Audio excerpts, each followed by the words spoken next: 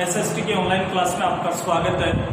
आज हम टॉपिक को आगे बढ़ाते हुए जो हम भारत की जलवायु के संदर्भ में पढ़ रहे थे और भारत की चार जलवायु ऋतुओं के संदर्भ में अपन पढ़ रहे थे, जिसमें 3 के बारे में अपन पढ़ चुके हैं। ग्रीष्म ऋतु, शीत ऋतु और वर्षा ऋतु के संदर्भ में पिछली जो क्लास थी उसमें अपन ने पढ़ा था। आज हम नेक्स्ट जो ऋतु है शरद ऋतु, इस शरद ऋतु के संदर्भ में अपन पढ़ रहे हैं। और शरद ऋतु का जो समय बताया गया है, समय माना जाता है वो मध्य सितंबर से लेकर दिसंबर तक का जो समय है वो किस रूप में जाना जाता है, शरद ऋतु के रूप में जाना जाता है। आपको अब ये मालूम होना चाहिए क्योंकि आपने ये पढ़ा था ऋतुओं के अनुसार तापमान, वायुदाब, पवने और वर्षा की जो मात्रा है उनमें क्या पाई जाती है, भिन्नता पाई जाती है। और उसका जो कारण था वो मैंने आपको बताया था कि सूर्य का उत्तरायण, दक्षिणायन या ये कहें कि भूमध्य रेखा पे लंबवत चमकना, ये प्रमुख कारण है।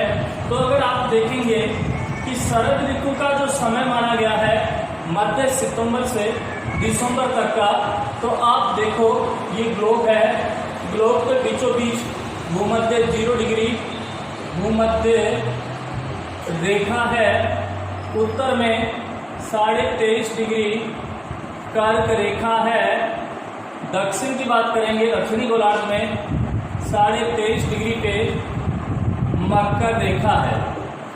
आपने पढ़ा था 21 मार्च और 23 सितंबर को सूर्य भूमध्य रेखा पे क्या होता है, लंबवत चमकता है। 21 जून और 22 दिसंबर की बात करेंगे तो सूर्य 21 जून को कर्क रेखा के ऊपर और 22 दिसंबर को मकर रेखा के ऊपर लंबवत चमकता है। अब हम बात कर रहे हैं किस ऋतु की, शरद ऋतु की। समय क्या बताया है, मध्य सितंबर से लेकर दिसंबर तक का जो समय है वो शरद ऋतु के रूप में जाना जाता है। अब आपको मालूम होगा कि ये जो सूर्य है, सूर्य की स्थिति 23 सितंबर को कहाँ आ रही है, भूमध्य रेखा के ऊपर आ रही है, अर्थात यहाँ पे टेम्परेचर क्या होगा, अधिक। 23 सितंबर के बाद में अपन बात करेंगे तो धीरे धीरे सूर्य क्या होने लगता है, दक्षिणायन होने लगता है और दिसंबर में आके दक्षिणी गोलार्ध में मकर रेखा के ऊपर क्या करने लगता है, लंबवत चमकने लगता है। तो अब आप देख सकते हैं कि सूर्य की जो स्थिति है शरद ऋतु में अपन बात करेंगे किस ओर बढ़ती जा रही है, दक्षिणी गोलार्ध की ओर, मकर रेखा की ओर, अर्थात जो सूर्य है वो दक्षिणायन होता है। अब जब सूर्य दक्षिणायन होगा तो टेम्परेचर किधर बढ़ेगा, दक्षिणी गोलार्ध में, यानी कि भूमध्य रेखा और जो मकर रेखा है उसके बीच टेम्परेचर क्या होता जाता है, बढ़ता जाता है। और उत्तरी गोलार्ध से पूर्णतया अपन कहें कि सूर्य हट चुका होता है। तो जब उत्तरी गोलार्ध से सूर्य क्या हो जाएगा, पूर्णतः हट जाएगा, तो उत्तरी गोलार्ध में टेम्परेचर क्या होगा, इस ऋतु में टेम्परेचर कम होगा। कहाँ पे तापमान कम होगा, इस गोलार्ध में, उत्तरी गोलार्ध में। और भारत किस गोलार्ध में स्थित है, उत्तरी गोलार्ध में। इसका मतलब आप ये कह सकते हैं कि उत्तरी गोलार्ध में टेम्परेचर कम होगा तो यहाँ पे वायुदाब की बात करेंगे तो वायुदाब यहाँ पे क्या होगा, अधिक होगा। कहाँ पे, भारत में, या ये कह सकते हैं कि उत्तर भारत में वायुदाब क्या होगा, अधिक होगा। अब बात कर ले पवनों की, तो पवने क्या होंगे यहाँ पे, आपने पहले ही पढ़ा है कि पवने सदैव उच्च वायुदाब से निम्न वायुदाब की ओर क्या होती हैं, प्रवाहित होती हैं। तो देखो वायुदाब यहाँ पे यानी भारत में इस समय शरद ऋतु में वायुदाब अधिक बना हुआ है और तापमान कम है, तो पवने ये कह सकते हैं कि दक्षिण में हिंद महासागर की ओर टेम्परेचर क्या होता जा रहा है, बढ़ता जा रहा है, जिसके कारण वहां वायुदाब क्या होगा, कम। तो पवने सदैव ये कह सकते हैं कि उत्तर भारत से हिंद महासागर की ओर, किस ओर, हिंद महासागर की ओर क्या होने लगे,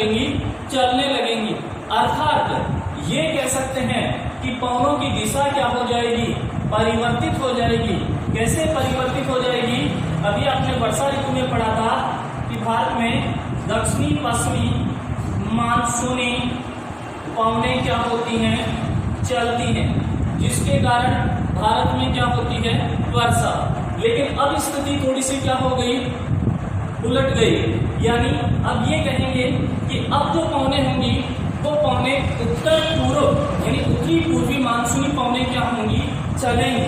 तो अब शरद ऋतु में कौन सी पवनें चलेंगी, उत्तरी पूर्वी मानसूनी पवनें चलेंगी, जिसे अपन ये कह सकते हैं कि ये जो पवनें हैं ये किसका संकेत है, लौटते हुए मानसून का संकेत है। अर्थात इसको आप क्या कह सकते हैं, लौटता हुआ मानसून। क्या कह सकते हैं, लौटता हुआ मानसून आप इसको कह सकते हैं। यानी उत्तर और पूर्व उत्तरी पूर्वी भाग से ये मानसूनी पवनें वापस लौटना क्या कर देती हैं इस शरद ऋतु में, यानी मध्य सितंबर से लेकर मध्य दिसंबर तक का जो समय है, इस दौरान ये मानसूनी पवनें उत्तरी पूर्वी मानसूनी पवनों के रूप में वापस क्या करने लग जाती हैं, लौटने लग जाती हैं। अर्थात दिसंबर तक आते आते अपन ये कहेंगे कि जो मानसून है वो पूर्णतया भारत से वापस लौट चुका होता है। अर्थात दिसंबर तक आते आते मानसून भारत से पूर्णतया लौट चुका होता है।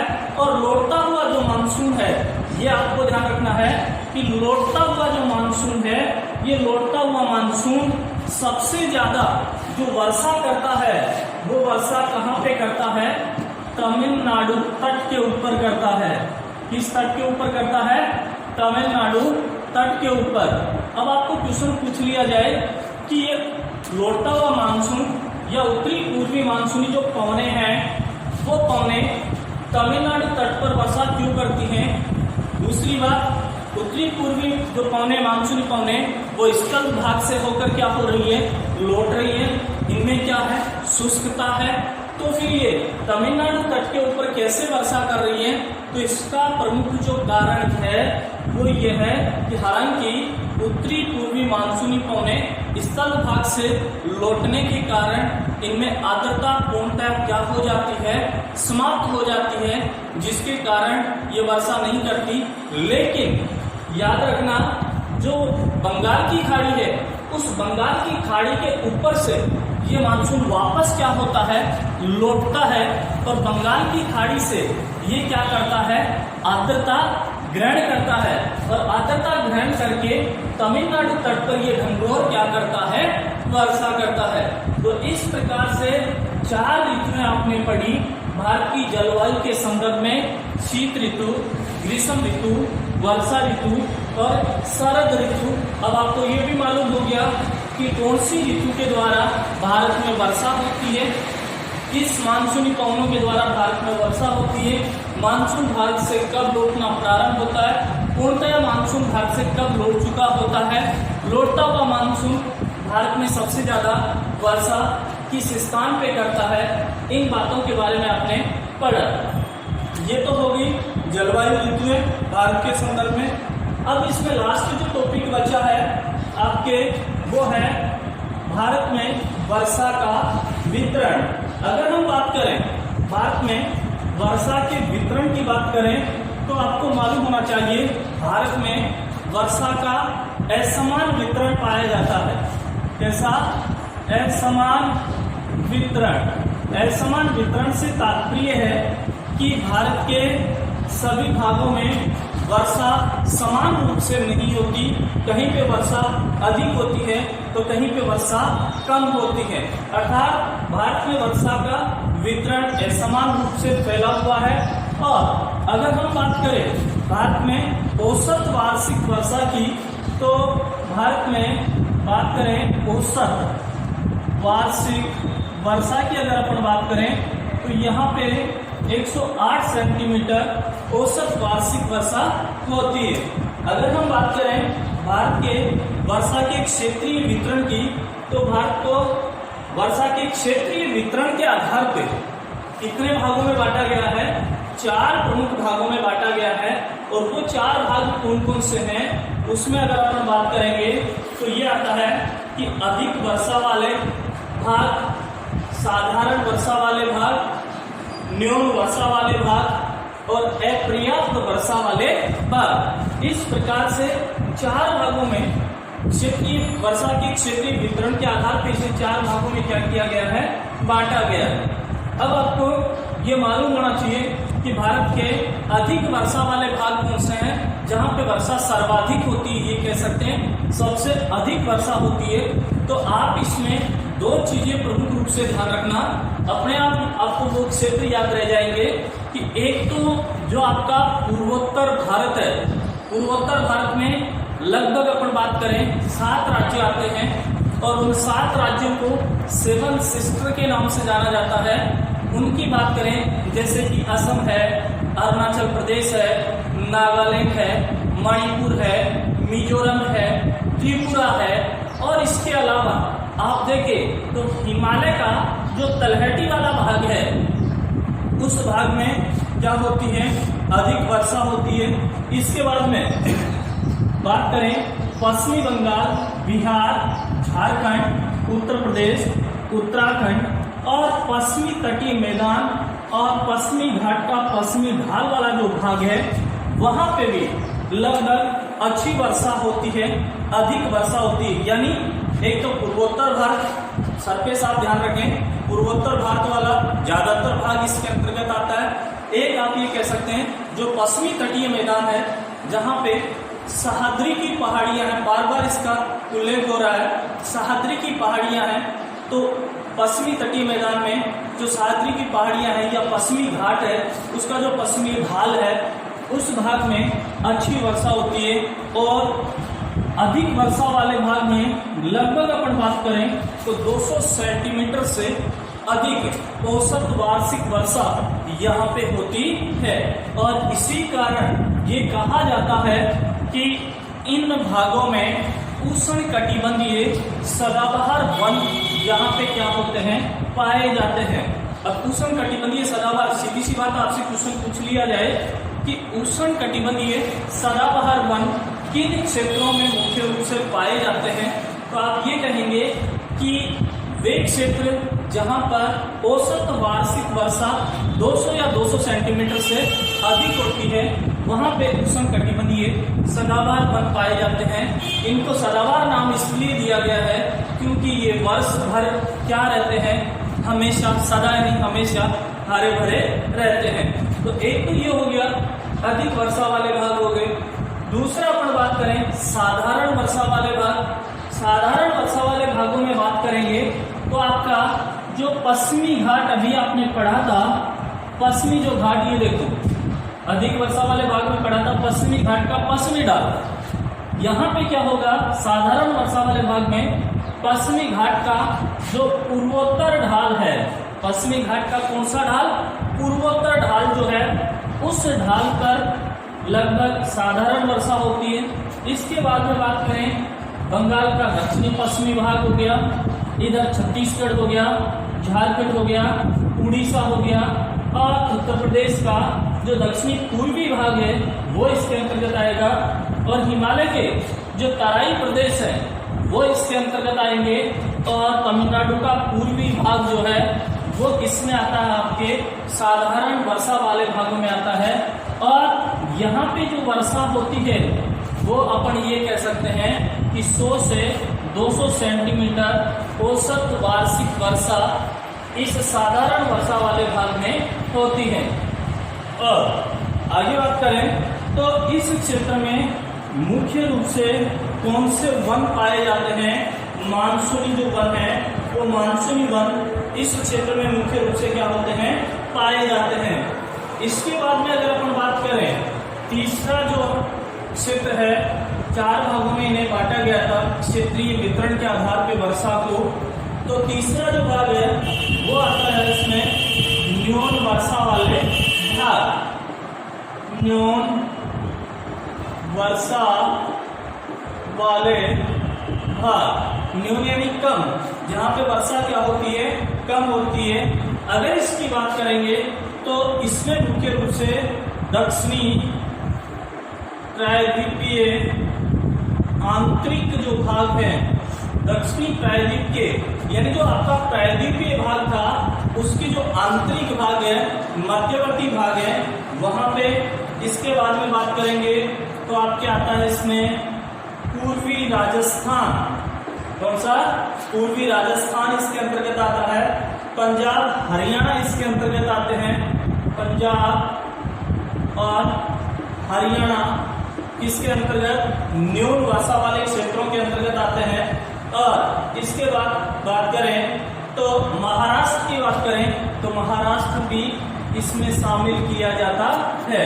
तो ये मुख्य रूप से यानी दक्षिणी प्रायद्वीपीय भाग के जो आंतरिक भाग है, दक्षिणी प्रायद्वीप के जो आंतरिक भाग है, आंतरिक भागों में न्यून वर्षा होती है। राजस्थान का जो पूर्वी भाग है, पूर्वी राजस्थान है, वहां पे न्यून वर्षा होती है। पंजाब है, हरियाणा है और महाराष्ट्र जो है यहाँ पे क्या होती है? न्यून वर्षा होती है। और यहाँ पर वर्षा का जो औसत वितरण बताया गया है वो बताया गया है 50 से 100 सेंटीमीटर औसत वार्षिक वर्षा इन क्षेत्रों में मुख्य रूप से होती है। इसके बाद में चौथा जो भाग है उसकी अपन ये कह सकते हैं पर्याप्त वर्षा वाले भाग, अर्थात ये कह सकते हैं कि वह क्षेत्र जहां पे पर्याप्त वर्षा नहीं हो पाती है वो क्षेत्र कौन से हैं भारत के। तो इसमें आपको मुख्य रूप से याद रखना है तमिलनाडु का एक तो रायलसीमा जो क्षेत्र है, कौन सा? तमिलनाडु का रायल सीमा क्षेत्र, ये अपर्याप्त वर्षा वाले क्षेत्रों के अंतर्गत आता है। एक आपके आता है मुख्य रूप से पश्चिमी राजस्थान, कौन सा? पश्चिमी राजस्थान मरुस्थलीय जो क्षेत्र है वो इसके अंतर्गत आता है। और पश्चिमी पंजाब और लद्दाख वाला जो जिला है, पश्चिमी पंजाब और लद्दाख जो शीत मरुस्थल के रूप में जाना जाता है, ये जो क्षेत्र है ये इसके अंतर्गत आते हैं। अर्थात तमिलनाडु का रायल सीमा क्षेत्र हो गया, पश्चिमी राजस्थान मरुस्थलीय क्षेत्र हो गया, पश्चिमी पंजाब हो गया और लद्दाख वाला जो क्षेत्र है ये अपर्याप्त वर्षा वाले क्षेत्र हैं, जहां पे ये कहें कि 50 सेंटीमीटर से भी कम औसत वार्षिक वर्षा इन क्षेत्रों में मुख्य रूप से होती है। इस प्रकार से ये भारत में वर्षा का असमान वितरण हुआ, जिसको क्षेत्रीय वितरण, वर्षा को क्षेत्रीय वितरण के आधार पे 4 मुख्य भागों में क्या किया गया था? बांटा गया था। अधिक वर्षा वाले भाग हो गए, साधारण वर्षा वाले भाग हो गए, न्यून वर्षा वाले भाग हो गए और अपर्याप्त वर्षा वाले भाग इसके अंतर्गत आते हैं। इस प्रकार से अपन कहें कि भारत की जलवायु जो थी वो क्या हुई? कंप्लीट हुई। बाकी जो है नेक्स्ट क्लास में। धन्यवाद।